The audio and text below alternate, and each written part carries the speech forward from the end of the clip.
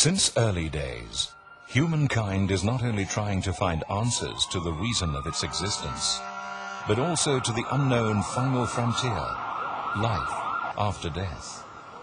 Humankind cannot live forever, and when we die, what will we find beyond the grave? Stone Age people, ancient Egyptians, Greeks and Romans were fascinated by life after death. Philosophers, poets and playwrights have all expounded their theories. Artists give their own impression of life after death. In keeping with traditional views, John Milton's Paradise Lost and William Blake's Marriage of Heaven and Hell are two prominent literary classics that also influence society's attitudes and views regarding the afterlife. Arguably the most influential work, though, was Dante Alighieri's Divine Comedy, the three-part poetry epic which journeyed through Inferno, Purgatorio and Paradiso, or Hell, Purgatory and Heaven. Towards the end of the 20th century, a phenomenon arose in which people reported near-death experiences, otherwise known as NDEs, in which they encountered some form of afterlife reality. Modern medicine began referring to these occurrences as the Lazarus phenomenon, after the biblical character that was revived by Jesus 4 days after his supposed death. This phenomenon of NDEs, in which revised patients report an extension of consciousness beyond clinical death, has been documented for centuries. Cool my tongue. I'm in agony in this fire. Shafts of radiance came out from the central core. It was like a white fire. Phenomenal radiance in the central core. From that, I watched this brilliant light piercing out. I thought even the stars in the universe, even the constellations, must find their energy source from this focal point. What is that light? Words appeared in front of my eyes. God is light, and in him there is no darkness at all. I wonder if I could just see his face. I'll know who God is. As I got within a few feet of his presence, I began to place my face into the light. And then, as I'm going down into this, I begin to look into the flames. And I begin to see people. I mean, there's thousands. There's too many. I don't know how many people are in the flames. And they're screaming, and their arms are flailing, and their bodies are rolling, and they're burning all over. They're burning like in liquid fire. But what exactly is an NDE experience, medically speaking? As the name NDE implies, these people have some event in which they are severely physically compromised. Generally, there's a severe physical malady that occurs suddenly or at the end of a chronic illness. NDEs are often associated with cessation of heart function and cessation of breathing function, or very often both. As a consequence of that, within 10 seconds following cessation of heart function, blood stops flowing in the brain, and the EEG, which measures the electrical brain activity, goes flat, implying that there is no electrical activity in the brain. Given that when you stop breathing and your heart stops, and given that 10 seconds after that the EEG, the measure of electrical brain activity, goes absolutely flat, it's medically inexplicable that near-death experiencers are having a conscious experience. For years, however, some medical researchers had dismissed the NDE phenomenon as hallucinations caused by the dying body releasing a chemical cocktail as a means of defense against the pain and shock of impending death. That theory was dented in 1984 by an extraordinary medical emergency in the American West Coast city of Seattle. Maria, a migrant worker from Eastern Europe, was rushed to hospital after she collapsed at a friend's home. In the ICU, a medical team tried to stabilize her condition without success. Her heart stopped beating. Maria's body was lifeless for several minutes, but the doctors kept on trying to bring her back to life. Then they suddenly realized that the heart monitor showed some life. Maria was supposed to be dead. Maria came back to life and immediately told an amazing story. She saw everything while she left her body. She could see the medical team working on her. She then left the ICU to the roof of the hospital, and as she went up, saw a tennis shoe. No one believed her story, but her friends immediately ran up to the roof and with absolute shock found the tennis shoe exactly as described by Maria. Maria's experience could not be anything other than the absolute truth.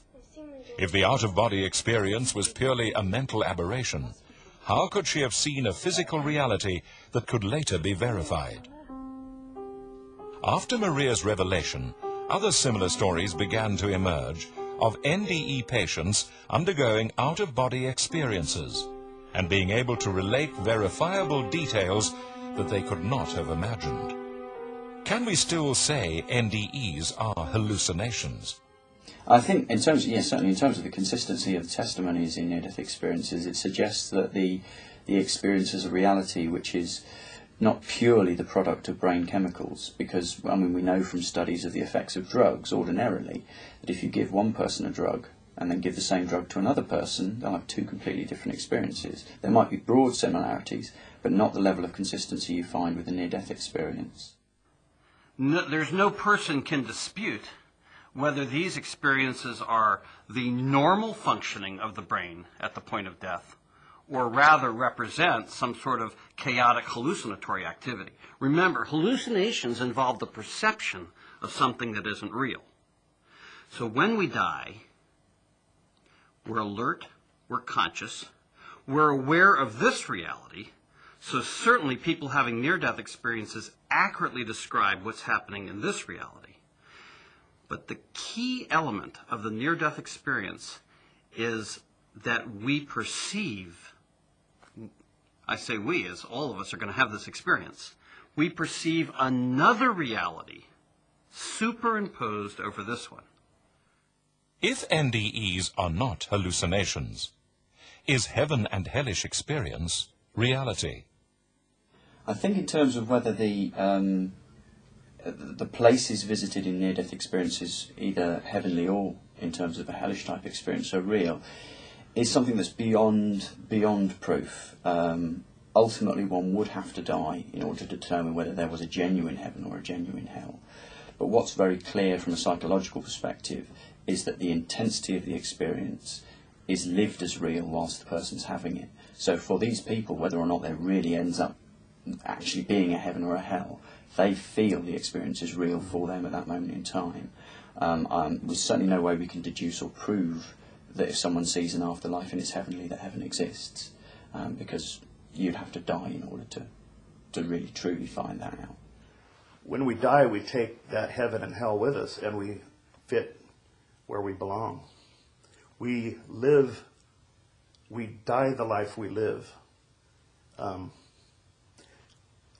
Near-death experiences don't make a sinner into a saint, necessarily, but doesn't change much, but you become more aware.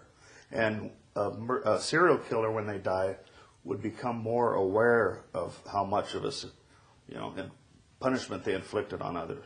Yeah. And that's that condition. Yeah. The question then arises, can there then be such a thing as an objective heaven or hell? Or are these places merely the product of religious superstition? Is there actual scientific evidence to support their existence? Today's scholars and religious figures are certainly divided. Some talk of reincarnation, others of assimilation into the universal life force. Nobody knows for sure. I'm a pastor. Or do they? I stole money from the church and I lied. Help me. Different cultures and religions experience NDEs differently. Even people of the same religion interpret NDEs differently. The question is, do the Muslim or Christian heaven and hell, for example, appear differently when experiencing an NDE? Reports of these so-called hellish or negative near-death experiences that closely resemble biblical imagery have sparked global interest in the ongoing debate to such an extent that research is currently being conducted by both the academic and scientific mainstream. Certainly the debate has been going on for centuries. Some claim hell is a human invention. Today, it's not just the scientific community that is evaluating the preconceptions of a heaven and hell, but also religious institutions. Some churches even go so far as to say that there isn't a hell, and question whether these archaic beliefs are still valid in the 21st century. But how do these hellish experiences appear? When we die, we go through a fairly rigorous series of events. And a picture that a child drew of nearly drowning, I think, illustrates this better than anything else. And we can see in this picture, the first thing he draws when he nearly drowned is he states that hands reached inside his body and pulled him out. Doesn't identify who these hands belong to. But then these hands plunged him into darkness. As I'm standing there, I become acutely aware that the darkness isn't just physical, but there is a spiritual component to it. An evil, cold, encroaching. It's like the atmosphere is permeated with a cold sensation, a chill or a terror. Visible eyes of something or someone checking me out. The darkness had it in the atmosphere.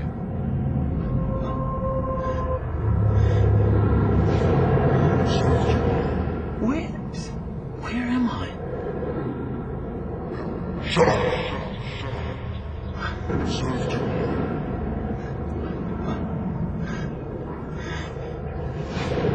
Deserve to be here. What? Deserve to be where? Now shut up.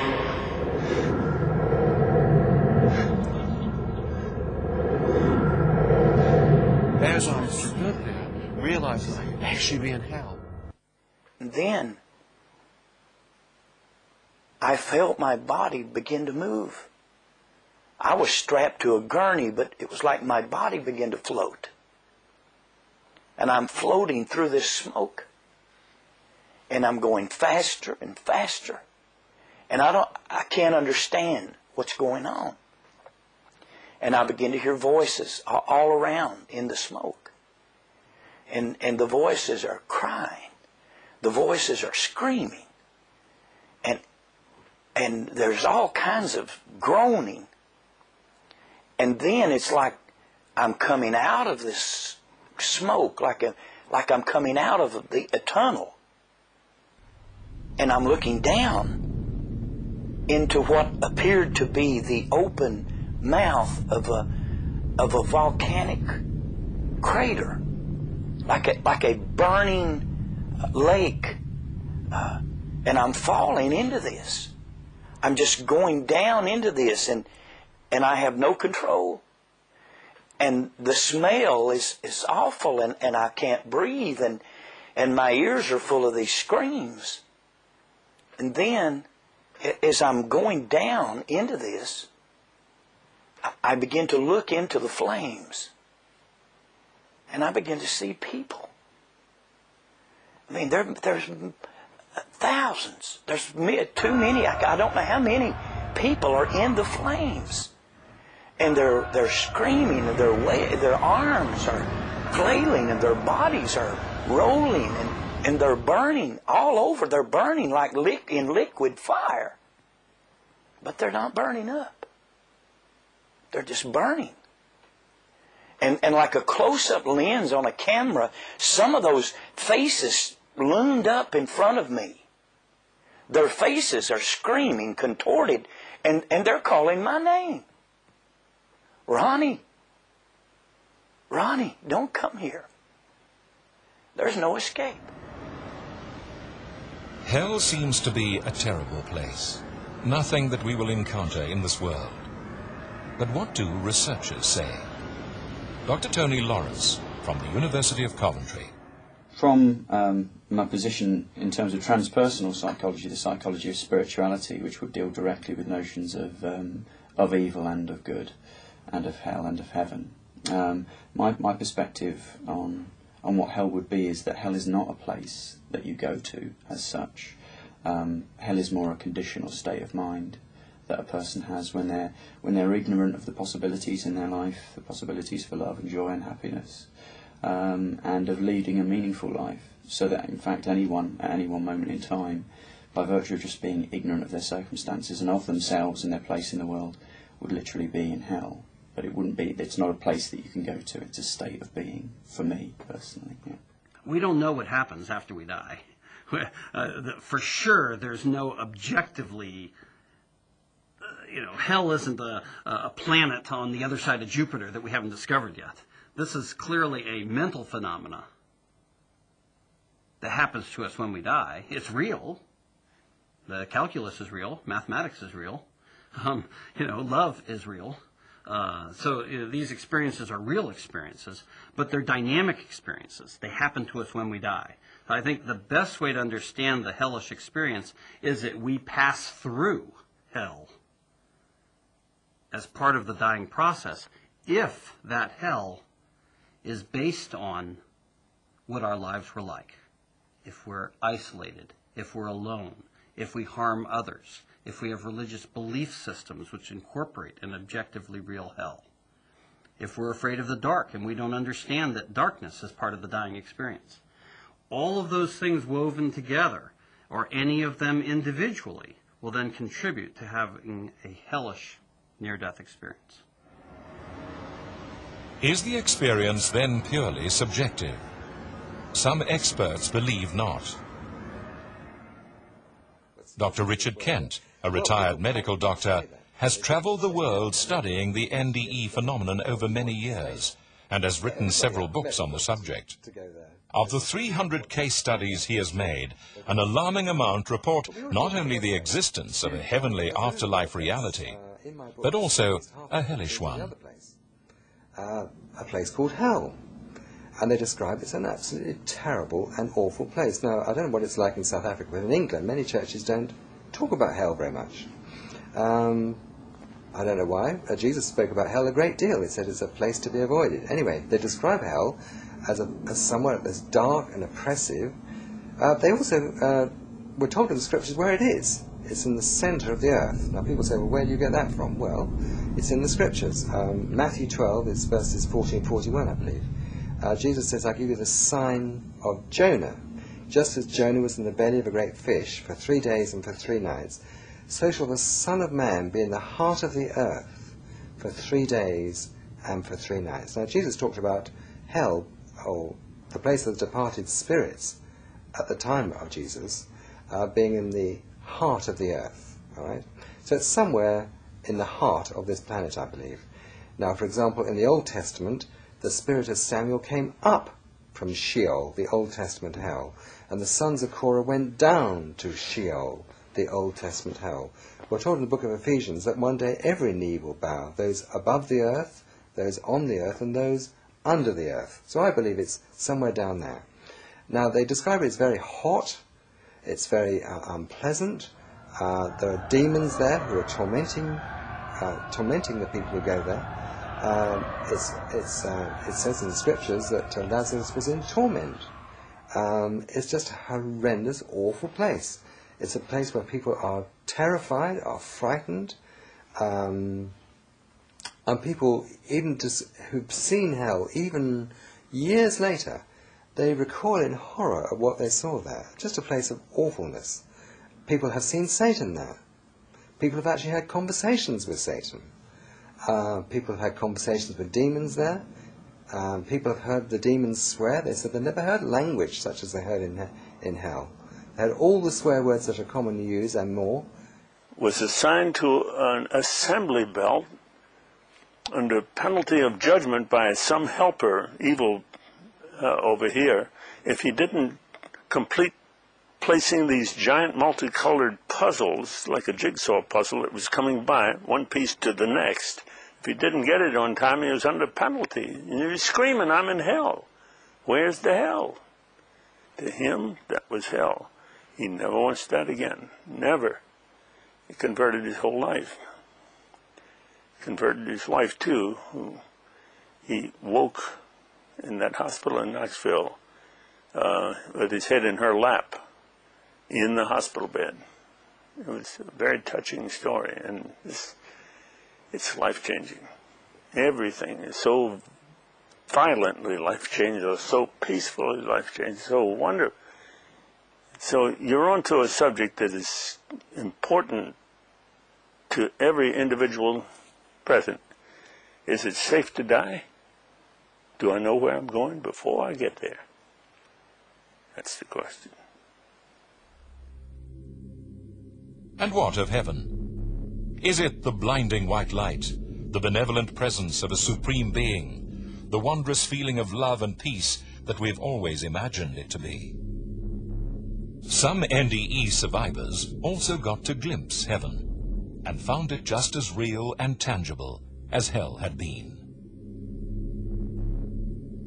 As I was drawn into the opening, I could now see that it was a tunnel.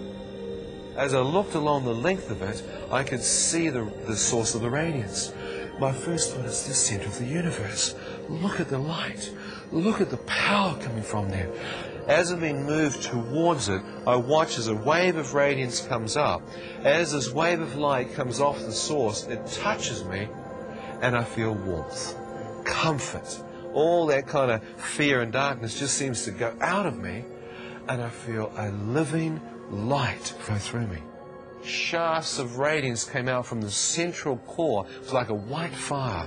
Phenomenal radiance in the central core. From that, I watched this brilliant light piercing out. And I thought, even the stars in the universe, even the constellations must find their energy source from this focal point. What is that light? Is there someone in there surrounded by this radiance? As I questioned that in my own mind, a voice spoke to me from the center of the light. Right, for sure. Well, first of all, their spirit leaves their bodies, and then not always, but very commonly, they meet Jesus Christ. They describe him as nearly 6 foot tall, but radiating light, tremendous amount of light coming from him, from his face and from his chest and from his arms and from his legs. Many people describe he's still dressed in the clothes appropriate to a Jewish rabbi. Of course, Jesus was a Jewish rabbi. And he has a golden sash around his waist.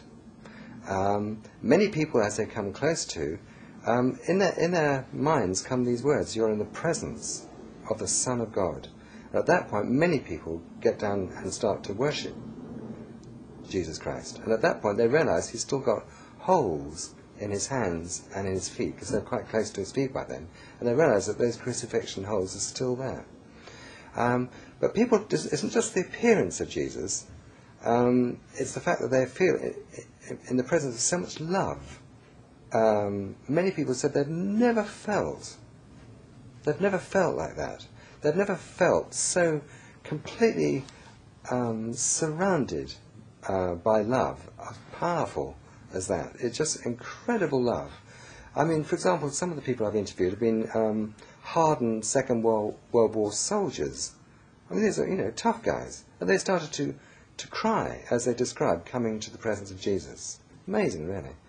And then, of course, after that, people either go to heaven, not invariably, but many, either go to heaven or go to hell. Now, let's talk about the nice place. In heaven, first of all, they find themselves in their spirit bodies. They're looking down and they're looking at bright white hands and bright white feet. In fact, the whole body is bright and light and white. They're different bodies.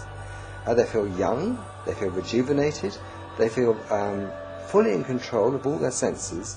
And yet, for example, Dr. Eby, he described, he said that his sort of reasoning power was greatly increased. His thought processes were much more powerful. He could see much further. He could hear much more. His hearing was much more powerful. His whole body was just a much better upgrade model, if you like. But then what do they see? Well, first of all, they often describe walking either on streets of transparent gold, as it says in Revelation 21, or walking in fields of flowers, but these flowers are radiating light. Light comes from the trees and the flowers and grass. And there's not only light coming from the trees and the flowers and the grass, but music as well. And here's an amazing thing. Many, many people have said, Richard, it's an extraordinary thing, but you can see music in heaven. Now, I can't explain that. I just can't explain that, but they say you can see the music in heaven. And then they say there's no sun there, but light just comes from the trees and the flowers and the grass. People have seen the river of life. Some people have seen the throne of God, that's God the Father, which is very big actually. It's many people said it's up to 3 stories high. And there's a rainbow over the throne, just like it says in the scriptures. Many people have seen this great lake in front of the throne, and people have seen crowds and crowds of people around the throne of God, all praising God. And remember, you can see the music. Now, people have been transported around different parts of heaven. We tend to think of heaven as a place. It's a huge, huge place. It's huge. It's massive. It's outside time, which is difficult for us to comprehend. But another thing is people can travel to different parts of heaven instantaneously. People have looked up to mountains and said, I'd like to be there, and they would instantly be there. People have met their angels, their personal angels. Psalm 91 says we have our own personal angels, and many, many people have seen their own personal angels. It's amazing. It's absolutely... one woman I'm thinking of met her own child in heaven. This little girl, she was only 10, she was killed by a truck or a lorry. This was in the States, and when she got to heaven, there's this little child playing in a beautiful garden. And she was ecstatically happy, playing with a lot of other children as well. And in fact, this particular lady said to the little girl, wouldn't you like to come back to Earth? And she said, well, Jesus said I could. But actually, it was such fun here, I decided to stay here. So there we are. So that's heaven. Heaven is just dramatic. In fact, you can always tell when people have been to heaven, because they're just yearning to go back. Most of the people who I've met who've really seen heaven just wanted to be there.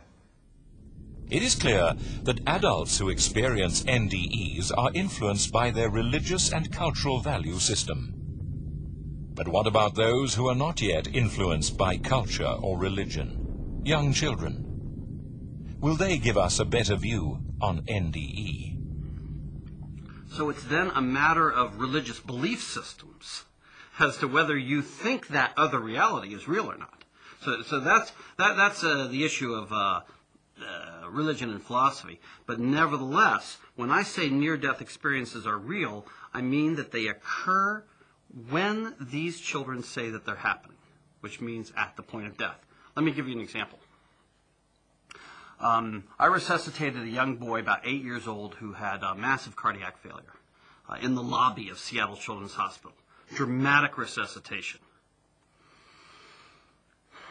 After we successfully brought him back to life, he opened his eyes and he goes, "That was weird. You guys just sucked me back into my body." He accurately described everything that was happening to him. He could see the top of one of our attending physicians' heads who was starting to go bald, and accurately described that, even though we knew at this time he was comatose. In addition, he said that while he was being resuscitated and his heart had stopped, he was on the ceiling looking down at us, and he was bathed in a white light. A white light that he thought was something trying to keep him safe. So what if that experience could be a hallucination? Well, clearly he accurately described what happened to him, so that part wasn't a hallucination. But you could say the hallucinatory elements then were this white light. Is that white light real or not? I don't know. Before we can understand this strange phenomenon, we have to understand the nature of the near-death experience itself. When we die, we go through a fairly rigorous series of events. And a picture that a child drew of nearly drowning, I think, illustrates this better than anything else.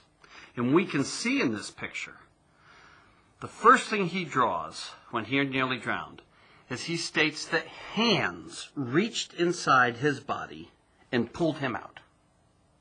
Doesn't identify who these hands belong to. But then these hands plunged him into darkness. And it's clear that this darkness that's part of the near-death experience is the darkness that's the absence of sensation and input from our body. So the hallmark of the dying experience is that we're conscious and awake while we're dying. But we're not receiving input anymore from our eyes or our ears or our proprioceptive, our touch senses, or any of those kinds of senses. So of course we perceive darkness. So the first stage of the dying experience is to have the perception of darkness. I suddenly found myself in a standing upright position, wide awake. I knew I was awake. The trouble was, it was pitch black. And my first thought was, why on earth did those doctors go and turn the lights out in here? What kind of hospital is this? As I stood there, wondering how long I'd been asleep for and why the lights were out, I thought, well, don't freak out. Let your eyes accustom to the dark. Maybe you've woken up too quick. So I kept looking, thinking my pupils had dilated. No light. Couldn't see a thing. It was pitch black, like a dark room. So, well, okay. There must be some light in here somewhere. So I turned around 360 degrees, checking out to see if there's some light. Couldn't see a thing. As I went out to my right, I couldn't find the wall. I thought, that's weird. Have they moved me? So I started moving back to the left, groping around looking for my bed. Couldn't find it. I thought, great, you idiot, now you've lost your bed. How on earth did you do that? So as I'm groping around physically trying to find my bed, the next thought that comes into my mind is that it's so dark in here, you can't seem to see your hand in front of your face. So I brought my hand up to where my face should be, and it seemed to pass straight through, as if there was no physical form there. I thought, that's impossible. You can't miss your head. I went for my physical body, absolutely nothing. I thought, what the heck's going on? It's like I'm out of my physical form. It's like I'm transparent, yet I have the sensation of being a total human being standing there. Ian, who I am, appears to be standing here. What's happened? The experience is vividly real. It's just as real as this experience right now. It doesn't have any hallucinatory or dreamlike qualities. So this darkness is extremely scary. And you can see in this picture here that after this young artist draws us darkness, we see the darkness then start to evolve into what he calls a light, and then ultimately what he thinks is heaven, which for this young Boy Scout is a pup tent in a golden field. So the elements of the experience involve the cessation of input from this reality, the perception of darkness, since we're still conscious, and then the perception of yet another reality. And that reality is primarily based on our own perceptions of what happens when we die. So we die the life we live. According to the facts, NDE is a phenomenon which exists. It is not hallucinations, but a real, inexplicable conscious experience. But what have academics to say who researched this mysterious phenomenon? And there are broadly three perspectives on the near-death experience. You've got sceptical explanations, which usually argue that the near-death experience is some kind of brain abnormality near death, or some chemical abnormality in the brain near death. And then you've got parapsychological explanations, which argue that the near-death experience might not be a genuine glimpse of a heaven, but nevertheless contains some paranormal components, say, for example, extrasensory perception. And then you've got psychological explanations in the near-death experience, which argue that it's some kind of motivated fantasy, that someone perceiving themselves to be near death becomes very afraid and constructs out of fantasy in their own mind a heavenly realm to which they go. The problem with that final explanation is it doesn't account for negative experiences. Why would people who are fearful of death be motivated to fantasize about hell? That's counterproductive. So I think psychological explanations are the poorest explanations of the near-death experience. It's either going to boil down to there's genuinely a heaven or a hell, or brain chemicals are causing the experience. Near-death experiences are the last experience that any of us will have while we're still alive. They're misnamed. They're not the near-death experiences at all, but they're the dying experience. This isn't a belief that I have. This, to me, is a scientific fact that has been documented now by 15 years of mainstream scientific research. What we've learned in the last 15 years is in the process of dying, several astonishing and counterintuitive things happen. Namely, the dying person has a complete return to consciousness. They're alert and aware of what's going on around them, even if they seem to be comatose. And they have an expanded sense of consciousness that extends beyond their body. How do we know this isn't just a dream or a weird hallucination? Dreams happen to people who are sleeping at night and are associated with certain brainwave activity. So clearly it's absurd to think near-death experiences would be a dream. What about being hallucinations? Chaotic dysfunctioning of the dying brain? Absolutely. They could be that. There's no person can dispute whether these experiences are the normal functioning of the brain at the point of death, or rather represent some sort of chaotic hallucinatory activity. Remember, hallucinations involve the perception of something that isn't real. So when we die, we're alert, we're conscious, we're aware of this reality, so certainly people having near-death experiences accurately describe what's happening in this reality. But the key element of the near-death experience is that we perceive, I say we, as all of us are going to have this experience, we perceive another reality superimposed over this one. So it's then a matter of religious belief systems as to whether you think that other reality is real or not.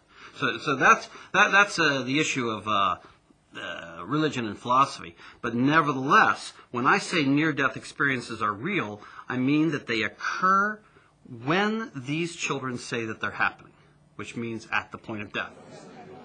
One group that understands NDE all too well is IONS, otherwise known as the International Association for Near-Death Studies. Founded in the early 80s, it was established to support the near-death experiencer and encourage NDE research. Today, it has a very large membership in many countries. Other groups have followed suit, and significant advances have been made in numerous groundbreaking studies. One such study tested the validity of out-of-body experiences while under life-saving surgery. Surgical patients were split into two groups. The first group claimed to have an out-of-body experience while under anesthetic. The second claimed to have had no out-of-body experience. The two groups were asked to describe what had happened to them while receiving treatment. Those who had experienced no out-of-body sensation made wild guesses and were overwhelmingly wrong. The out-of-body group, by contrast, gave startlingly accurate descriptions of what the surgery or treatment had entailed, including giving precise details of data readouts on the surgery's electrical equipment during the operation. The concept of extended consciousness after clinical death had moved from the realm of religious belief to verifiable scientific fact. There's been a very good study of people that had cardiac arrests or heart attacks. About 15% of them had NDEs, and the remainder did not have NDEs. And then they studied this group of people for up to 7 years. And there's no question that the people that had NDEs were significantly different from the other group. They tended to have a more spiritual belief system. They had a much lower fear of death. They had a much less materialistic view of the world. They were much more interested in religion, and it really changed their lives a great deal. So this has been studied very carefully, or what is called prospective or controlled studies, and has been proven to be fact. The event is so common. The pattern of the experience is so consistent, and its effect on people is so profound, that just for that reason alone, even forgetting why or what the spiritual or religious implications are. NDEs are something that affect a lot of people in a major way. Interestingly enough, another study, quite separate from the NDE, has also lent remarkable authenticity to the Lazarus phenomenon. Dr. James Winery, head of the U.S. Air Force's Aeronautical Research Unit, has come up with some fascinating insights into loss of consciousness. Dr. Winery works specifically with fighter pilots, exposed to acceleration stress of up to 9 Gs. That's 9 times the gravitational force on Earth. It's his job to put protective measures in place in order to ensure their safety. Now, one of the things that we began to look at from the science standpoint was in understanding loss of consciousness, especially when blood flow stops to the brain. We began to look at other events that humans go through, like cardiac arrest, sudden death episodes where an individual's heart stops or he has a rhythm disturbance that prevents blood flow from going to the brain. We were looking at what scientists were doing over in those areas. And we began to see that individuals that had sudden death, cardiac arrest, those kind of things, we began to see people reporting the experiences that those people had. And when we began to hear what individuals that had what were called near-death experiences were having these kind of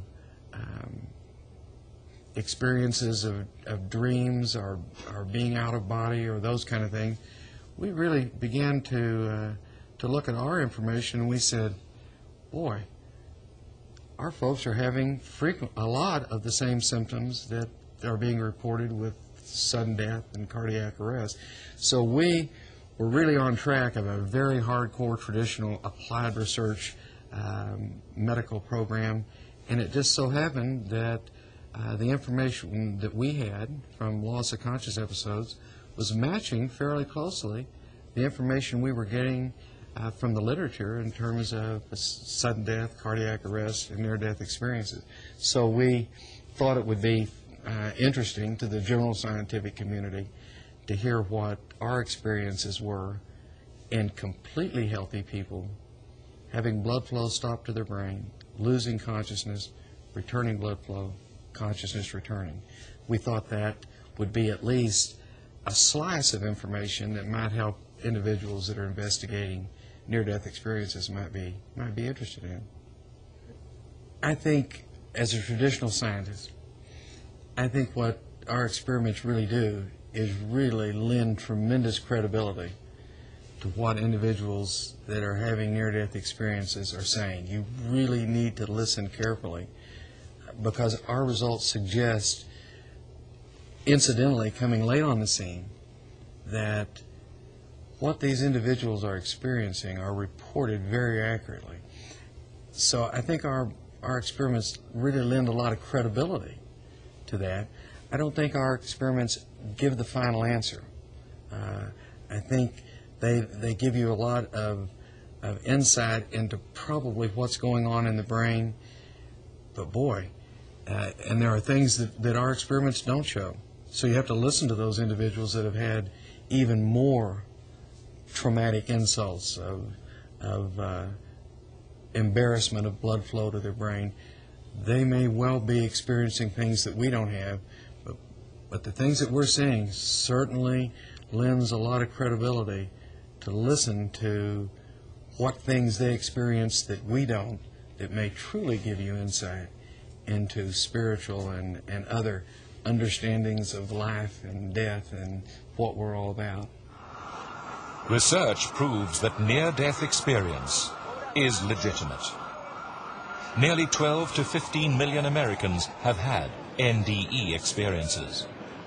This is such an enormous number of shared experiences that so greatly affects their lives that no matter what the cause of NDE, no matter what your ideas about why it occurs, there is no question that given the number of lives that it has impacted, it makes sense to study it. It's an incredible phenomenon, and again the implications are enormous. But what spiritual importance has NDE to us, who must face the last final frontier one day? But in terms of spiritual importance, near-death experiences have clear spiritual importance. People often regard themselves as having changed their life entirely as a result of the joyful experiences they have near death. And even in negative near-death experiences where people have trips that are hellish, people often report life-changing events. And arguably, even if it were brain chemical changes that were responsible for the actual near-death experience, and therefore it's a hallucination, the consequences could still be spiritual for someone. For mankind, the NDE phenomenon holds a message. Death is reality, and according to research and those who have witnessed heaven and hell through NDE experiences, we must think about our own lives. We will die as we live.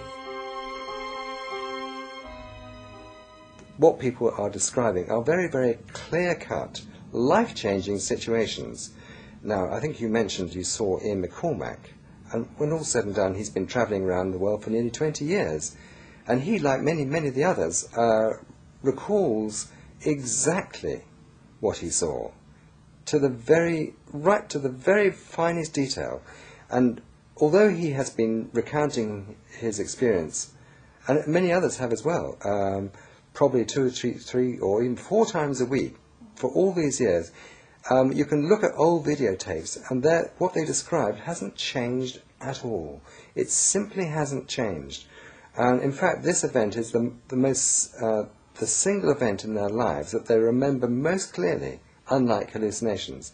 The other thing, of course, that these are life-changing events. I've interviewed probably over 300 people who've had these experiences, and all of them have been dramatically changed. Their lives have been changed by these near-death experiences.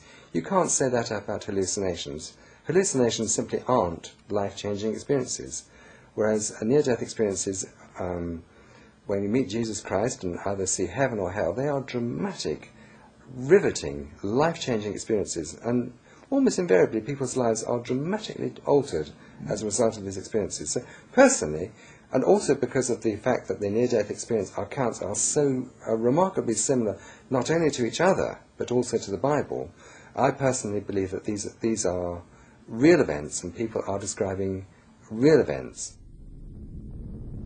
Those people who have had near-death experiences, who have crossed the unknown final frontier, bring a clear message. Heaven and hell is a reality. More and more scientific evidence proves that life after death does exist. Eventually, we will all die and have to cross the final frontier, either to heaven or to hell. But where we are going is a matter of choice.